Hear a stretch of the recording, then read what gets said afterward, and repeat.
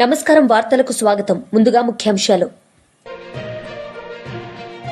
గద్వాల గర్జన BRS party బహిరంగ సభ పాల్గొని ప్రసంగించిన మాజీ మంత్రి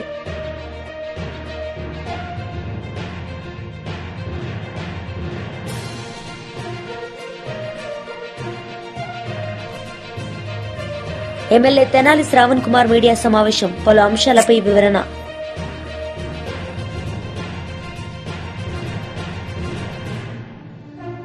ఎమ్మెల్యే తెనాలి శ్రావణ్ కుమార్ మీడియా సమావేశం నిర్వహించారు. ఈ సందర్భంగా పలు అంశాలపై ఆయన మాట్లాడారు.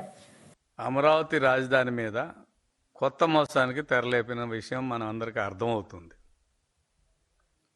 అసలు సజ్జల రామకృష్ణారెడ్డికి ఉన్న అర్హత ఏమిటి? గతంలో తాడేపల్లి ప్యాలెస్ గుమస్తాగా పేరు పొందాడు. ఉన్నా లేకపోయినా నోటుకొచ్చినట్టు మాట్లాడే వాతావరణం అతను అలవాటు చేసుకున్నాడు. అటువంటి మనిషి మరలా అమరావతి రాజధానిగా ఉంటుందని 2019లో జగన్మోహన్ రెడ్డి గారు మాట్లాడిన మాటల్ని మరొకసారి చెబుతూ అప్పటికి ఆయన అమరావతి రాజధానిగా ఉంటుందని ఆలోచించాడని, 2024కి విశాఖపట్నం రాజధానిగా ఉంటుందని, అక్కడి నుంచే పరిపాలన సాగించాలని అనుకున్నాడని, ఇప్పుడు కానీ మళ్ళా 2029 ఎన్నికల తర్వాత అమరావతి నుంచే పరిపాలన సాగిస్తాడని ఎన్ని రకాల నాలుక మడతేసే మాటలు మాట్లాడారు. ఇవన్నీ రాష్ట్ర ప్రజలు ఆలోచిస్తూ ఉన్నారు. అసలు విధానపరమైన నిర్ణయాలు ప్రకటించే హక్కు సజ్జల రామకృష్ణారెడ్డికి ఎవరిచ్చారు? ఒకవేళ మాట్లాడాలంటే అది జగన్మోహన్ రెడ్డి గారు మాట్లాడాలి. మోసానికి ప్రతిరూపంగా ఉన్న వైసీపీ నాయకులు జగన్మోహన్ రెడ్డి గారు, సజ్జల రామకృష్ణారెడ్డి గారు మరొకసారి మోసం చేయటానికి సిద్ధమయ్యారనేది ఆ ప్రకటనల యొక్క సారాంశం. 2014-19 మధ్యకాలంలో రాజధాని లేని రాష్ట్రానికి సంబంధించి అసెంబ్లీలో రాజధాని నిర్ణయం జరుగుతున్నప్పుడు జగన్మోహన్ రెడ్డి గారు మాట్లాడిన మాటలను ఒకసారి గుర్తుకు తెచ్చుకుందాం. అసలే రాష్ట్రం చిన్నదైపోయింది, ప్రాంతాల మధ్య నేను చర్చపెట్టదలుచుకోలేదు,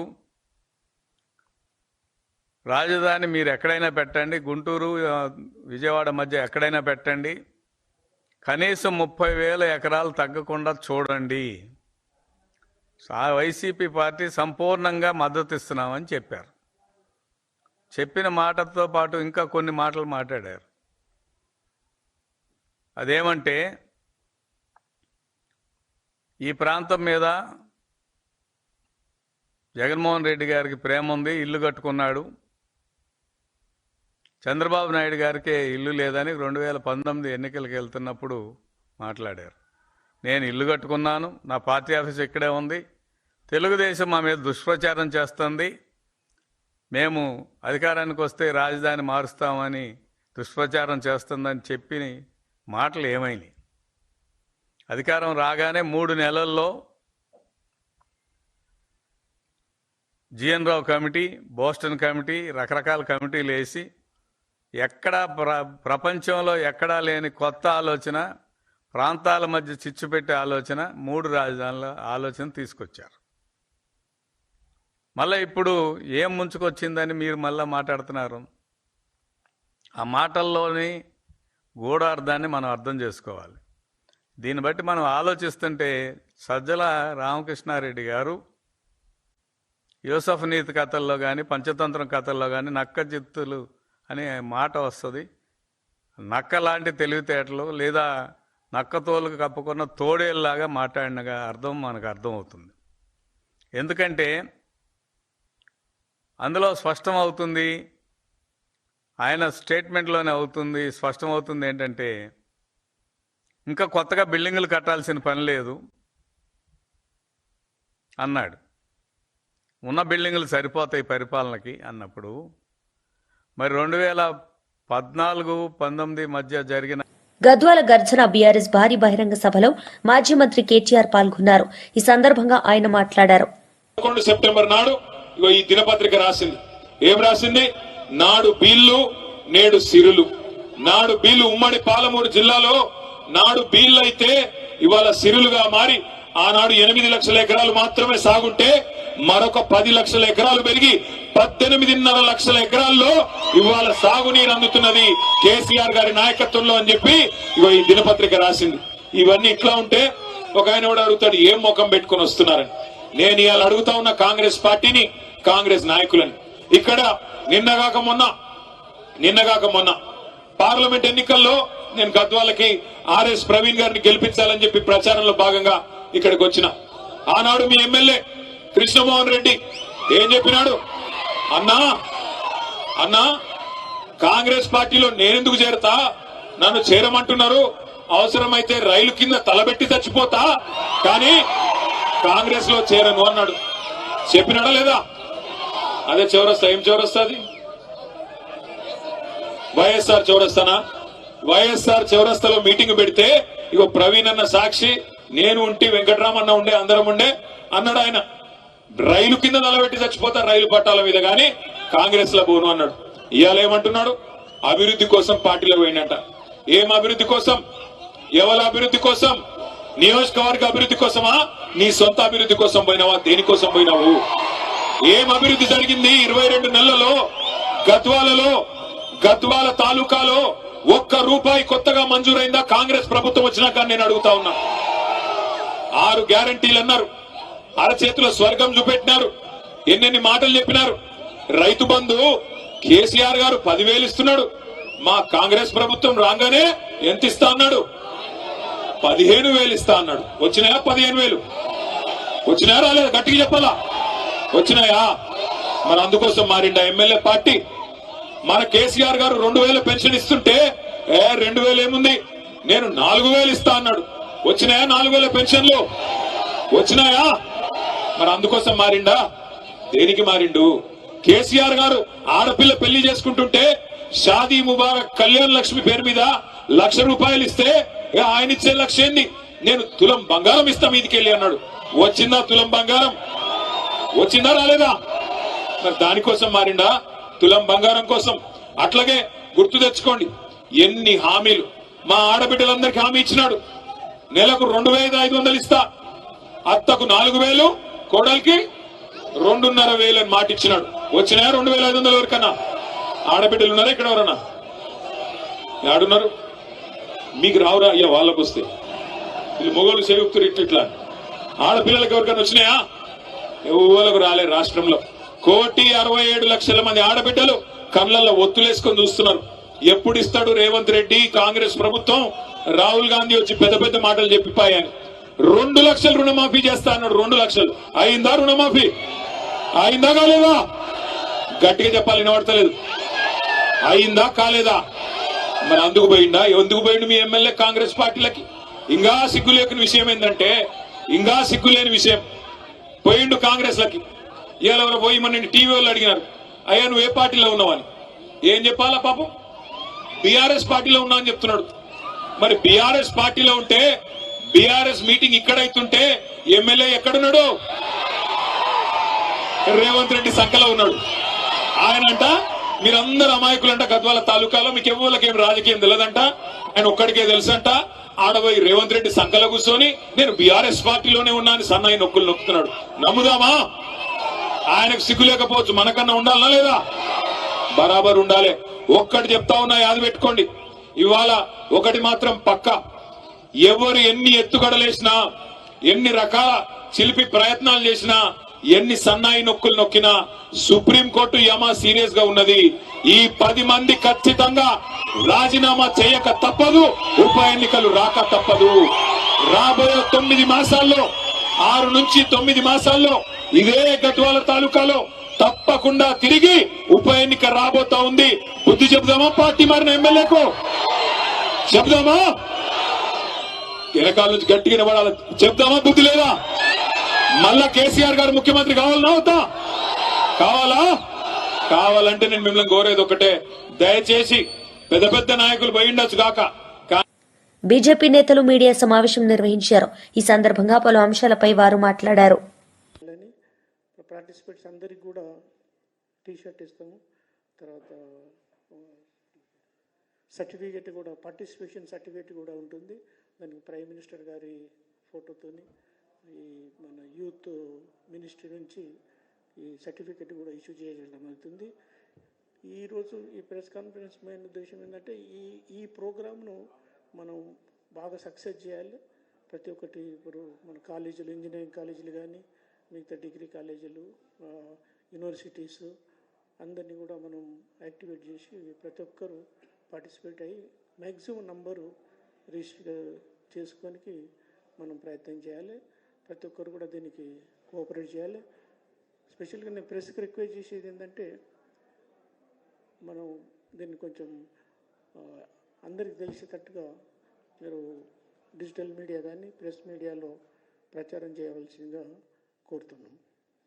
తర్వాత 25th నాడు మన దీన్ దయాళ్ గారి బర్త్డే ఉంది.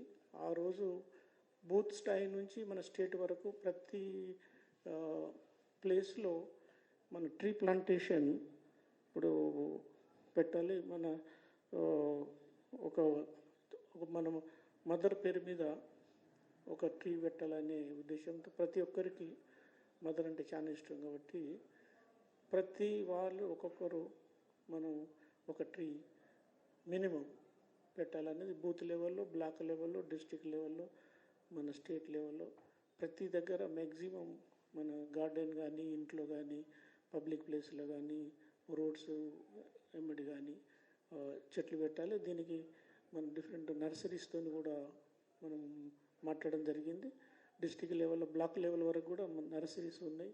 ఆ నర్సరీస్ నుంచి మనం ట్రీస్ ప్లాంట్స్ తీసుకొని చెట్లు నాటాలి. దీంతో మెయిన్ ఉద్దేశం ఏంటంటే ఇప్పుడు మన ఎన్విరాన్మెంట్ బాగా చేంజ్ అవుతుంది.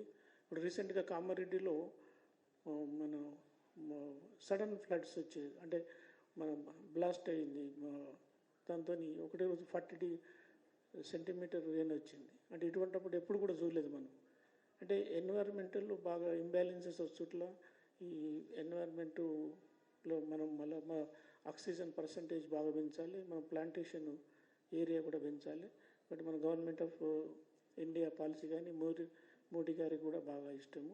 కాబట్టి ఆ రోజు దీన్ దయాళ్ జయంతి బర్త్డే సందర్భంగా ఈ మ్యాక్సిమం ట్రీస్ పెట్టి మనం ఎన్విరాన్మెంట్ను కాపాడాలన్నది మెయిన్ ఉద్దేశం. దాన్ని కూడా మీరు చాలా మనం ప్రచారం చేయాల్సిన అవసరం ఉంది.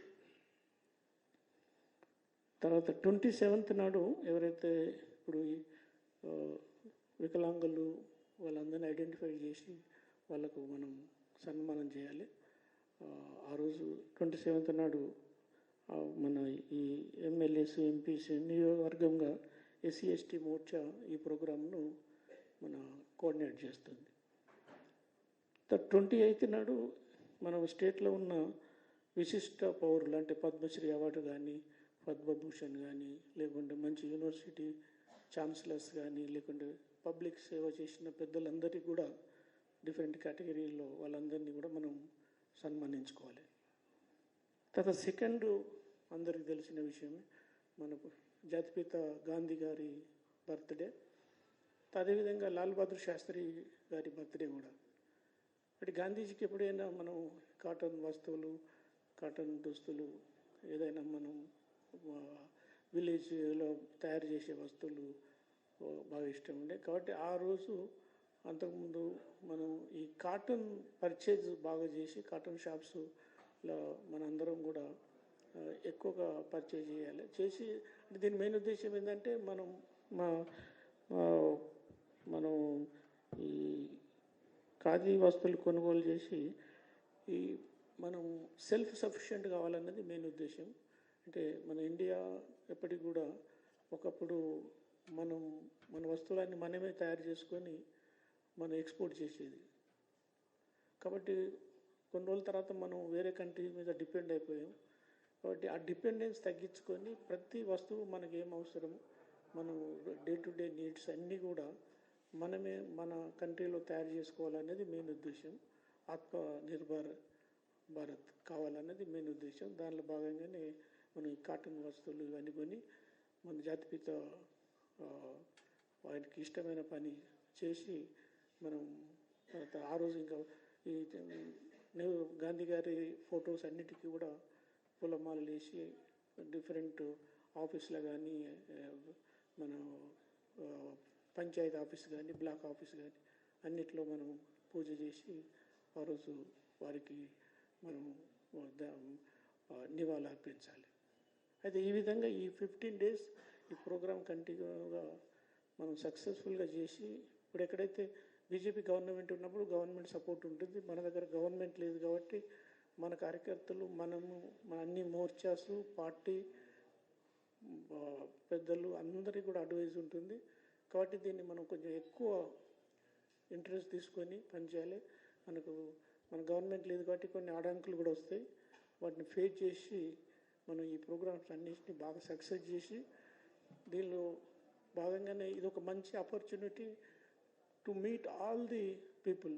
కాబట్టి ఇప్పుడు కమింగ్ ఎలక్షన్స్ కూడా రాబోతున్నాయి కాబట్టి ఎలక్షన్ ముందు పోయి కలిసే బదులు ఈ అకేషన్ ఈ మంచి పనులన్నీ మనం ప్రైమ్ మినిస్టర్ గారు చేసేటి, తర్వాత మన పార్టీ పెద్దలు చేసిన అన్ని కార్యక్రమాలు చెప్పుకుంటూ ఇందులో స్వచ్ఛ భారత్ కూడా ఉంటుంది. స్వచ్ఛ భారత్ కూడా మంచిగా సక్సెస్ఫుల్ చేయాలి. అంటే ప్రైమ్ మినిస్టర్ గారికి ఇష్టమైన ప్రాజెక్ట్ స్వచ్ఛ భారత్, అది కూడా బాగా సక్సెస్ చేయాలి అందరూ.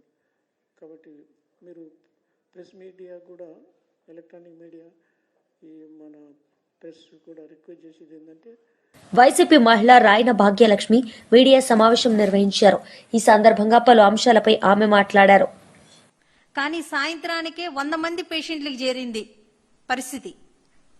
అప్పటికైనా వీళ్ళు సరైన ప్రజలకి అవగాహన కల్పించడం కానీ, లేకపోతే డోర్ టు డోరు అక్కడ సర్వే చేయించడం కానీ, లేకపోతే అక్కడ అంబులెన్స్లు అరేంజ్ చేయటం కానీ, హెల్త్ శిబిరం అన్నది ఒక స్కూల్లో పెట్టారు, 2 గదులు ఏర్పాటు చేశారు. చుట్టుపక్కల ఉన్న యూపీహెచ్సి సెంటర్స్ నుంచి మెడిసిన్స్ తెప్పించినారు. అవి ఏంటంటే కాలం చెల్లిన మెడిసిన్లు, అవన్నీ టైం దాటిపోయిన మెడిసిన్లు తీసుకొచ్చి అవి ఎవరో ఒక పేషెంట్ చూసి దీని మీద డేటు ఎక్స్పైర్ అయింది కదా అని ఒక పేషెంట్ చెప్పిన వరకు అక్కడ చూసుకునే పరిస్థితి లేదు. ఆ రకంగా ఈరోజు విజయవాడ నగరంలోన ఈ రకంగా అక్కడ శిబిరాల దగ్గర కూడా పేషెంట్లు చూసుకునేంత వరకు కూడా అక్కడ ఉన్న హెల్త్ సెక్షను ఆ డేట్లను కూడా చూసుకోలేని పరిస్థితుల్లో ఉన్నారు.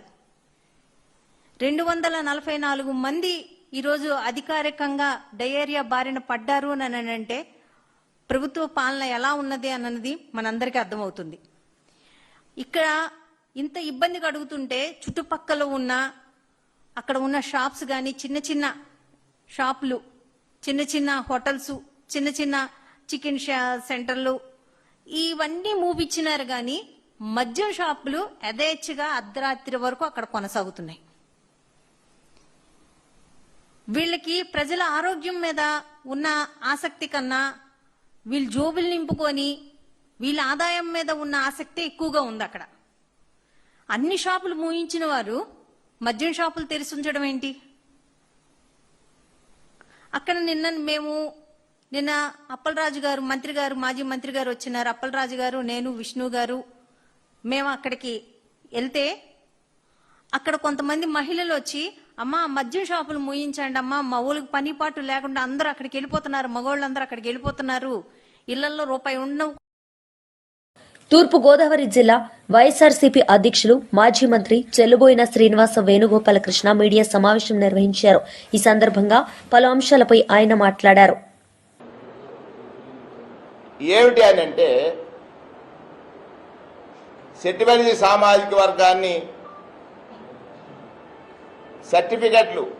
సెట్టిబలిజీ సామాజిక వర్గానికి సర్టిఫికెట్లు ఇష్యూ చేసే సమయంలో గౌడగా ముందు పేరు చూపించి గౌడ బ్రాకెట్లో సెట్టిబలిజ, గౌడ బ్రాకెట్లో శ్రీశైన, గౌడ బ్రాకెట్లో ఈడిగా, గౌడ బ్రాకెట్లో యాత, సిగిడి, అట్లాంటి ఒక కొత్త అంశాన్ని తెర మీదకి తీసుకొచ్చారు.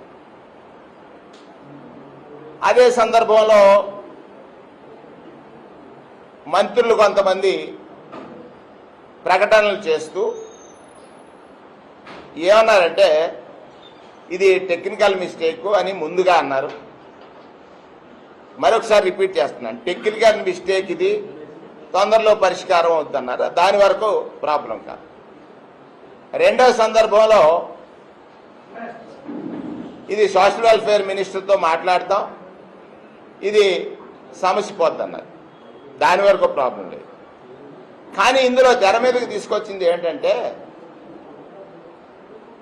వైఎస్ఆర్ కాంగ్రెస్ పార్టీ ప్రభుత్వం, జగన్మోహన్ రెడ్డి గారి ప్రభుత్వం దీనికో జీవో ఇచ్చిందని, ఆ జీవోని బేస్ చేసుకుని ఇవాళ ప్రభుత్వం అంటే ఎవరైతే సామాజిక వర్గంలో ఈ ఆందోళన వ్యక్తం చేస్తున్నారో ఈ అంశానికి తెరదీశామనేటువంటి మాట వారు చెప్పినప్పుడు నాకు ఆశ్చర్యం వేసింది. నేనేమంటానంటే, ఇక్కడ వారు మాట్లాడేటువంటి సందర్భంలో వాస్తవాలు వీరికి తెలుసా? చంద్రబాబు నాయుడు గారు ముఖ్యమంత్రిగా ఉండగా 1997 వాస్తవాలు మీ ద్వారా ప్రజలందరికీ ఒకసారి క్లారిఫై చేయాలి. ఎవరైతే దీని మీద ఆందోళన చెందుతున్నారో లేదా ఆలోచన చేస్తున్నారో వారికి నష్టం కలుగుతుంది, లేకపోతే వారి యొక్క ఆత్మగౌరవానికి ఇబ్బంది కలుగుతుంది అనేటువంటి ఆలోచనలో ఉన్నారో వారందరికీ ప్రతిపక్షంలో, అంటే నేను బీసీ సంక్షేమ మంత్రిగా చేశాను కాబట్టి నా పేరు కూడా ప్రస్తావించారు కనుక నేను క్లారిఫై చేసేది ఏంటంటే, 1997లో ఒక జీవో వచ్చింది, జీవో నెంబర్ 16.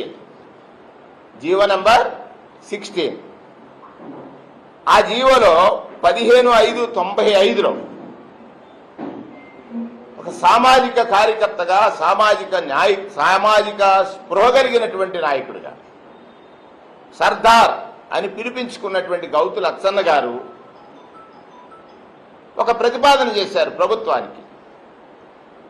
ఎవరైతే గీత వృత్తి మీద ఆధారపడి ఉన్నారో ఆ కులాలన్నీ కూడా ఒక అంబరిల్లాగా ఒక గొడుగు కిందకి తీసుకురావాలి అని ఆలోచన చేసి 16 జీవో నెంబర్ 16ని ఆయన ప్రతిపాదించినటువంటి సమయంలో ఆనాడు పెద్దలు, తూర్పుగోదావరి జిల్లాలో అధిక సంఖ్యాకులుగా ఉన్నటువంటి ప్రభాకర్ రావు గారు, మంత్రిగా పనిచేసినటువంటి అనుభవం ఉన్నటువంటి వ్యక్తి, వారు కూడా దీనికి సంబంధించినటువంటి సమ్మతిని తెలియజేసిన తర్వాత 97లో జీవో నెంబర్ 16 వచ్చి టీడీపీ రాష్ట్ర ఉపాధ్యక్షులు వేమూరి ఆనంద్ సూర్య మీడియా సమావేశం నిర్వహించారు. ఈ సందర్భంగా పలు అంశాలపై ఆయన మాట్లాడారు.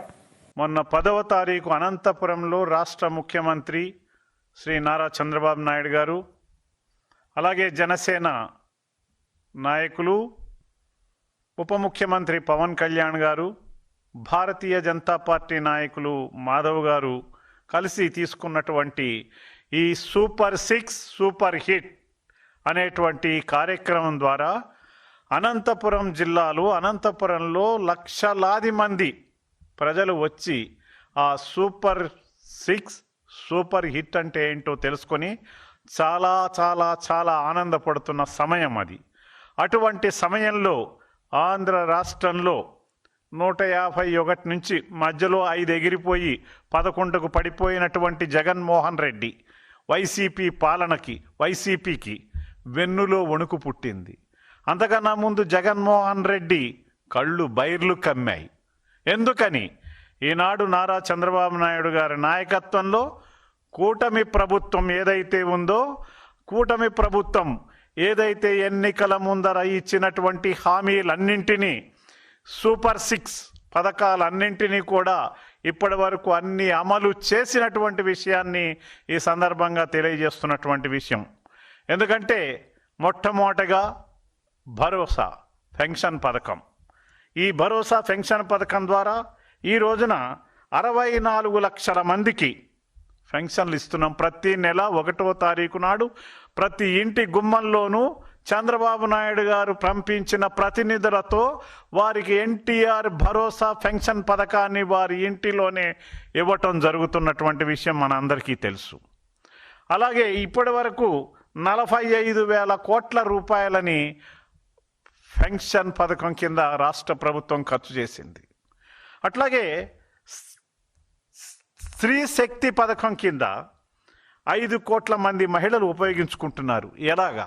ఉచిత ప్రయాణం, ఉచిత బస్సు ప్రయాణ పథకం కింద సూపర్ 6లో భాగంగా స్త్రీ శక్తి పథకం ద్వారా 5 కోట్ల మంది మహిళలు ఈ రోజున వాళ్ళు ఉపయోగించుకుంటున్నారు. ఉచిత రాష్ట్రంలో ఎక్కడికి వెళ్ళాలన్నా ఉచిత ప్రయాణ సౌకర్యాన్ని, దానికి 200 కోట్ల రూపాయలు వాళ్ళకు ఆదా అయినటువంటి విషయం.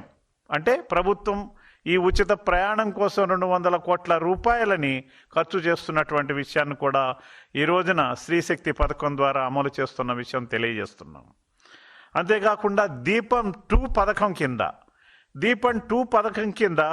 1704 కోట్లతో 2.45 కోట్లు, 1704 కోట్లతో 2.45 కోట్ల సిలిండర్లు రాష్ట్ర ప్రజానీకానికి అందించాం.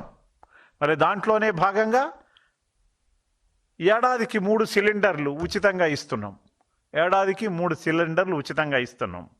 మరి అన్నదాత సుఖీభవ, ఈ అన్నదాత సుఖీభవ పథకం తీసుకున్నట్లయితే జగన్ రెడ్డి పచ్చి మోసాలు అబద్ధాలు చెప్పడానికే ఈ రోజున గత కొన్ని రోజులుగా వివిధ రకాలైనటువంటి ప్రెస్ మీట్లతో పిచ్చి పిచ్చి ప్రేలాపనలతో అధికారంలో ఉన్నటువంటి కూటమి ప్రభుత్వాన్ని తన నోటికొచ్చిన మాటలతో మాట్లాడుతూ మాజీ మంత్రి వైఎస్ఆర్సీపీ అధికార ప్రతినిధి ఆర్కే రోజా మీడియా సమావేశం నిర్వహించారు. ఈ సందర్భంగా పలు అంశాలపై ఆమె మాట్లాడారు.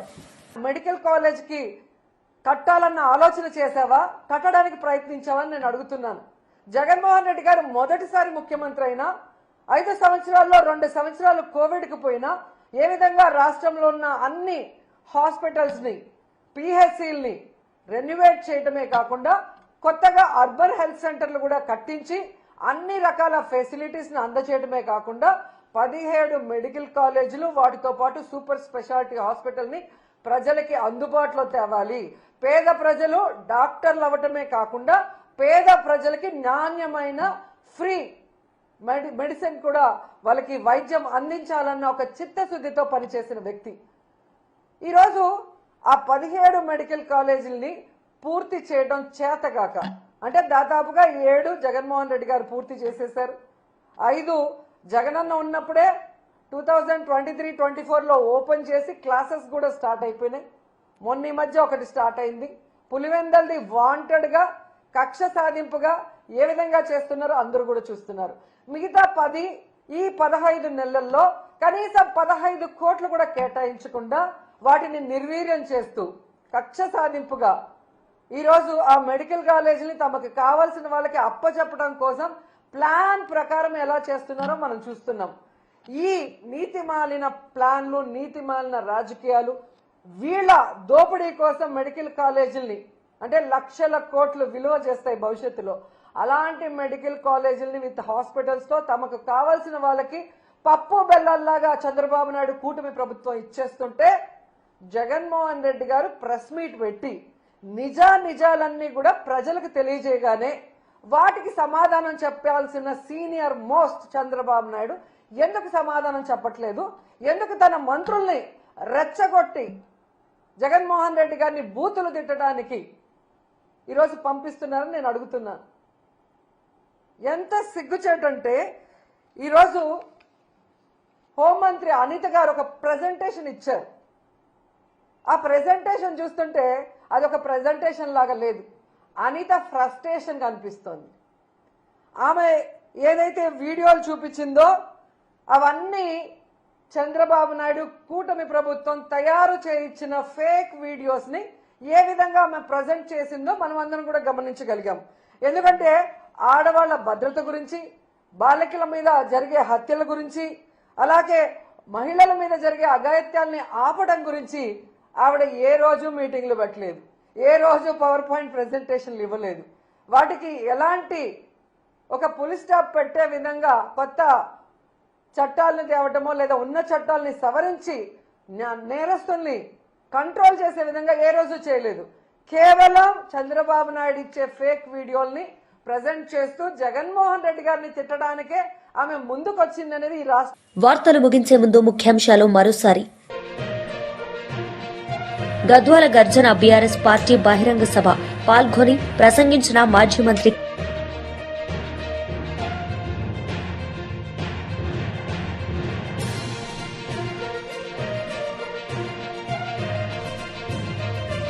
ఎమ్మెల్యే తెనాలి శ్రావణ్ కుమార్ మీడియా సమావేశం, పలు అంశాలపై వివరణ.